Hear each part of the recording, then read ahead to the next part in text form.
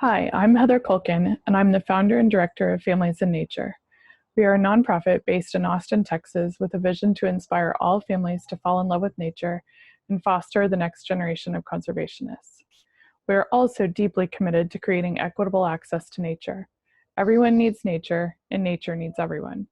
If human ingenuity and healthy, strong communities are what will solve many of the challenges of climate change, then the more people we have bringing their own valuable knowledge and perspectives, working together on creating solutions, the better off our planet will be. Back in the spring, when I submitted my presentation to NAAE, it seemed like the most challenging issue facing our planet, causing worldwide effects, was climate change. As a parent, educator, and biologist, I have frequently found it difficult to avoid feeling completely overwhelmed by all that is happening. After reading many books and hearing many talks by people like Jane Goodall and Sylvia Earle, and experiencing the effects of time and nature personally in my own life and travels, I now understand that hope is the key to conservation, education, and resilience. I plan to discuss hope in the face of climate change for this year's NAAE, but now it feels strange to talk about needing hope because of climate change during a global pandemic. At the same time, in some ways, this pandemic is urging, if not requiring us to do many of the same things that I'd like to recommend. Things that inspire a sense of hope during climate change can also inspire hope and lessen anxiety during this pandemic. Even before COVID-19, the headlines were filled with desperate news, much of it related to climate change. Right now, the West Coast is facing the most intense fire season ever recorded due to the compiling effects of climate change. These stories are critical for us to know about, but they also can produce what is now termed eco-anxiety. We now know that anxiety and a lack of hope leads to apathy and disconnection. On the other hand, hope leads to action and creative problem solving that we all need. So it is critical to our survival that we find hope to enable us to find the solutions needed to adapt to climate change. Humans, other species, and the planet as a whole are resilient. We can do this. The place to start is allowing children the space to fall in love with nature before instilling a fear for their planet and the species on it, or putting images in their heads of a dystopian future. We need to balance urgency and realism with hope, love, and an appreciation for the beauty of nature. We all need images of a nature-rich future in our minds, and we need to feel hope. Connecting to nature is the first step in developing that hope. We all need to have nearby nature experiences to feel inspired to love nature and develop a deep connection to it. All or most conservationists, biologists, and naturalists fell in love with nature as children. What seems like a pill bug in the backyard to an adult can capture a child's curiosity and open a world of loving nature for their entire lifetime to a child. And now, during COVID, nearby nature is the very best place to be. Time outside increases health and is safer because it is exceedingly unlikely to contract enough viral particles to cause an infection when you're outdoors. And an amazing and hopeful side effect of this pandemic is that people are going outdoors and spending time in nature far more often. Time spent in nature can help us heal physically and mentally while reducing stress and anxiety. Jane Goodall has outlined her reasons for hope for our planet. I agree with her that we can do this. There is reason for hope. Her reasons for hope are the human brain, the resilience of nature, the energy of young people worldwide, and the indomitable human spirit. We need to feel confidence in the human brain, that human ingenuity can change our path. Humans are so incredibly creative. We can solve this if we work together. Jane Goodall also speaks to the indomitable human spirit. I've been on the front lines of climate change, and I'm here to tell you that the people that live on that edge also believe we can do this. We can change the path we are on and head towards a nature-rich future. For the past 5 years, I've been spending my vacation time volunteering as a photographer for the Nature Conservancy, documenting climate change adaptation workshops for Pacific Island women. I've taken all the photos in this presentation, many during this time in the Pacific at these women's workshops, others during my years teaching families in nature.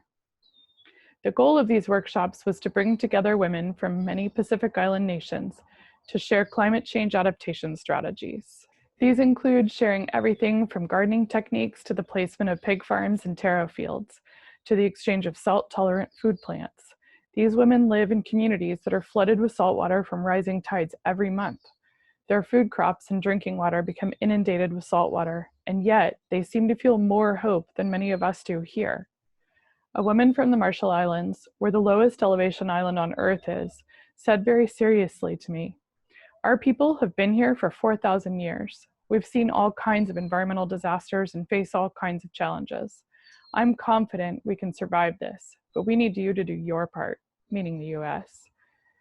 If those people who are on the absolute front lines of climate change, who are already seeing the effects of sea level rise every day, are filled with and guided by hope, we can be too. Over my lifetime, we've made huge strides in conservation. We've brought so many species back from the edge of extinction. We've preserved land, water, habitat, and we have learned to manage the conservation of these species and many others. Yes, we are facing enormous challenges in the years ahead, and much environmental work has come to a screeching halt due to coronavirus. But humans have incredible intelligence and creativity, and we can solve the issues that face our planet. Nature is resilient. Hope, combined with a love of nature, will allow our creativity to shine through. This is why Families in Nature has offered nature immersion trips all over the world to take families to wild nature to see that the game is not lost yet. There are still wild places and species left on our planet. The Pacific Islands are setting the path for the rest of us. The women's collectives in Micronesia have just identified connection to nature as the base need of climate change adaptation. The adaptation they see as what will save their communities from climate change pressures are mostly based in farming as a multi-generational community. Currently, their children and grandchildren, like most American children, are increasingly more interested and skilled at video games than they are at planting and harvesting food or canoeing. It's not that technology is bad, but balance is key. Rich Louv calls this idea the hybrid mind, where we raise children who can do both, navigate the internet and the forest.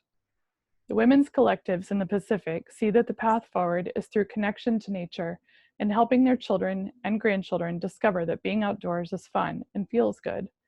These communities also feel that as weather becomes more unpredictable, everyone who lives there should have knowledge of some basic outdoor skills, such as fishing, canoeing, and navigating the forest. And most importantly, the connections within a community and between generations will help everyone work together to do the work of climate change adaptation. Programs all over the world are starting to work to help their communities find joy in nature, because, like Families in Nature, they see that developing a love of nature, a strong, connected family and community, and comfort and confidence in the outdoors are the basic foundations of conservation and of climate change resilience and adaptation.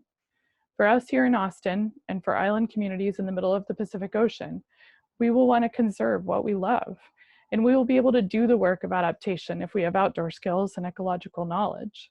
And communities will be able to work together if families and friends are connected, and children are used to seeing the outdoors as a pleasant place to spend time, in work and in play.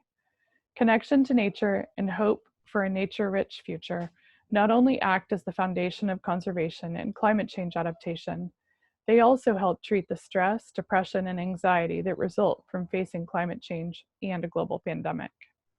If you would like help, inspiration, or information on connecting your family, classroom, or community to nature to develop hope and resilience, please reach out. We would like to invite you to join us. Families in Nature offers training, support, lessons for teachers, parents, and leaders, youth leadership opportunities, and more. You can find us at familiesinnature.org.